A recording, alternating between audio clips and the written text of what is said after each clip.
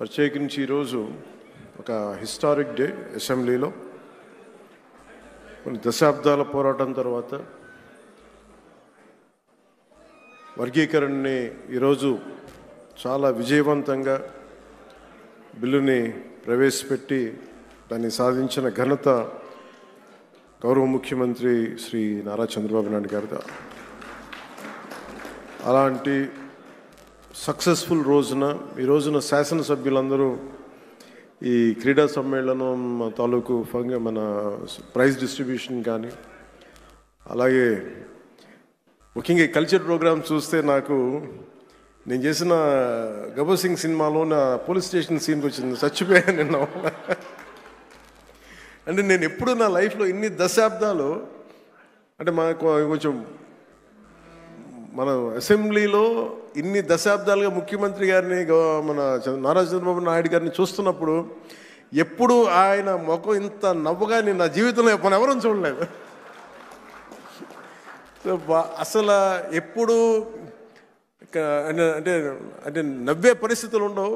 ప్రత్యేకించి ఇందాక మన గౌరవ శాసనసభ్యులందరూ కల్చరల్ ప్రోగ్రామ్స్ చేస్తూ ఉంటే ఒక నియోజకవర్గాన్ని బాధ్యత మోసే ఎమ్మెల్యేకి ఎన్ని బాధ్యతలు ఉంటే 175 నియోజకవర్గాలు, ఆల్మోస్ట్ ఒక ఇన్ని పార్లమెంట్లు, 25 పార్లమెంట్లు, ఒక రాష్ట్రం, ఇన్ని కోట్ల మంది జనం బాధ్యత మోసే వ్యక్తి నవ్వు రావడం అనేది ఉండదు. ఎప్పుడు లోపల ఎలా చేయాలి సమస్యను ఉంటుంది. అలాంటి వ్యక్తికి మీరు, అలాంటి బలమైన నాయకుడికి మీరు నవ్వు కలిగించినందుకు మనస్ఫూర్తిగా మీకు చేతులెత్తి నమస్కరిస్తున్నాం. ఒక సింపుల్గా చెప్పాలంటే మీరు చేసిన performance simple I can say wow. అసలు ఎంత ఆనందాన్ని ఇచ్చిందంటే నేను మర్చిపోయాను. అసలు అంటే నేను ఇంటికి వెళ్ళి కూడా కొన్ని రోజులు నవ్వుకునే పరిస్థితి ఉంది నాకు. అంటే ఇది ఎంత అంటే ఇది మన ఒక్కళ్ళకి ఆనందం కాదు. ఇది శాసనసభ్యులు అంటే ఎప్పుడు వ్యక్తిగత కక్షలు, గొడవలు, అరుపులు, కేకలు అన్న సంస్కృతి గత 5 సంవత్సరాలుగా చూసాం. అలాంటిది మనందరం విభిన్నమైన పార్టీలకు చెందిన వాళ్ళం, అందరం కలిపి ఎన్డీఏ కూటమి. అలాంటి ఇదే వేదిక మీద అనుకుంటగా మన ఎన్డీఏ కూటమి మొత్తం ఆ రోజున పురంధేశ్వరి గారు కానీ నేను కానీ అందరం ఆ రోజున గౌరవ ముఖ్యమంత్రి గారిని ప్రతిపాదించినప్పుడు ఒక కొత్త ఆశ కలిగింది. రాష్ట్రానికి 5 కోట్ల మంది ప్రజలకి, దేశానికి ఒక బలమైన, ఒక సమర్థవంతమైన నాయకత్వం ముందుకు వచ్చింది నడిపించడానికని. ఈ రోజున సమర్థవంతమైన నాయకత్వమే కాదు, ఆనందాన్ని పంచే నాయకత్వం కూడా శ్రీ నారా చంద్రబాబు నాయుడు గారిలో చూసాం. అసలు ఇలాంటి వేడుకని ముందుకు తీసుకెళ్లిన వ్యక్తి సహజంగానే ఆయనలో ఉండే ఒక గ్రేట్ హ్యూమర్ ఉంటుంది, హాస్యశీలి. శ్రీ చింతకాయ మన గౌరవనీయులు స్పీకర్ శ్రీ చింతకాయల అయ్యన్న పాత్రుడి గారి పాత్ర ప్రశంసనీయమైంది. ఎందుకంటే ఆయన కనుక పూనుకోకుండా కానీ ఉండుంటే ఇంత ఆనందాన్ని మనకి లభించే అవకాశం ఉండదు. మనస్ఫూర్తిగా చింతకాయల అయ్యన్న పాత్రుడి గారికి మనస్ఫూర్తిగా సందర్భంగా నేను ధన్యవాదాలు తెలియజేస్తాను.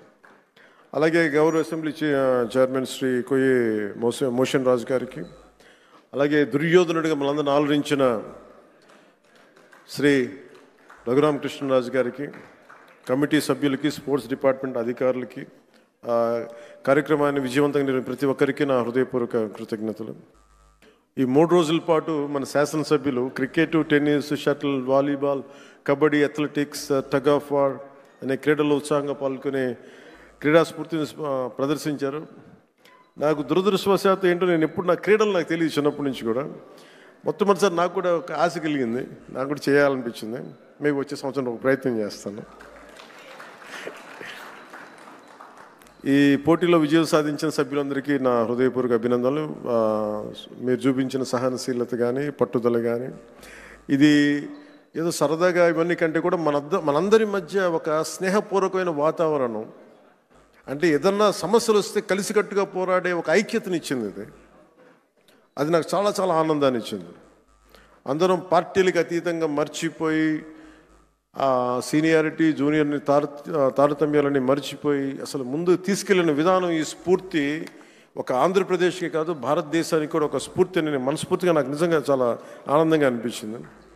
అలాగే దీన్ని ముందుకు తీసుకెళ్లిన ప్రతి అంశాన్ని ముఖ్యంగా ముందుకు తీసుకెళ్లిన మా ఎమ్మెల్యేస్ అందరికీ కూడా స్పోర్ట్స్ అథారిటీ, ఆంధ్రప్రదేశ్ క్రీడా సాధికార సంస్థ, ఈ కార్యక్రమాన్ని విజయవంతంగా అందించిన సహాయానికి నా హృదయపూర్వక కృతజ్ఞతలు తెలియజేస్తాను.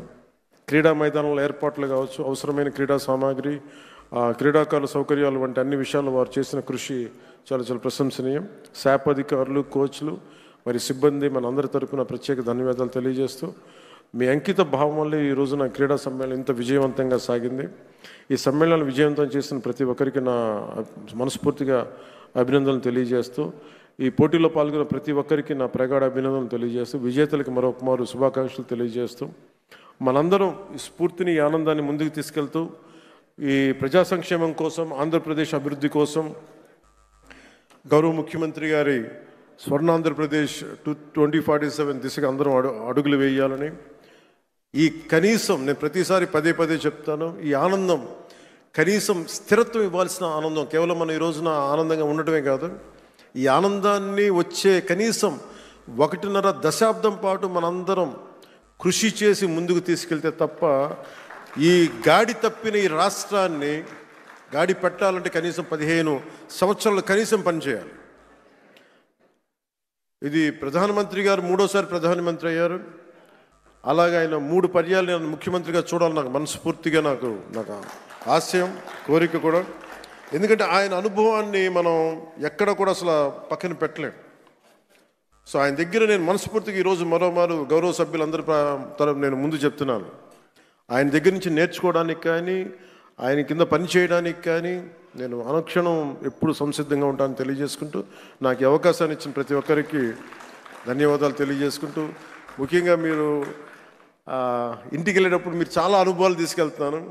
ఇందాక గౌరవ ముఖ్యమంత్రి గారు కూడా చెప్తా ఉన్నారు, వారిద్దరు గౌరవ మన సుందరపు విజయ్ కుమార్, మన ఇంకో శాసనసభ్యులు ఇద్దరు చేసింది, రాలిపోయే పువ్వా నీకు రాగాలి ఎందుకంటే, నేను అది గుండెల్లో నింపుకొని కారులో వెళ్ళే వరకు, ఇంట్లో పడుకుపోయే వరకు ఈరోజు అదే నవ్వుతూ ఉంటాను. ప్రతి ఒక్కరు చేసింది అంటే మనస్ఫూర్తిగా అందరికీ ధన్యవాదాలు తెలియజేసుకుంటూ, జయ ఆంధ్ర, జయ భారత్, జయ హింద్.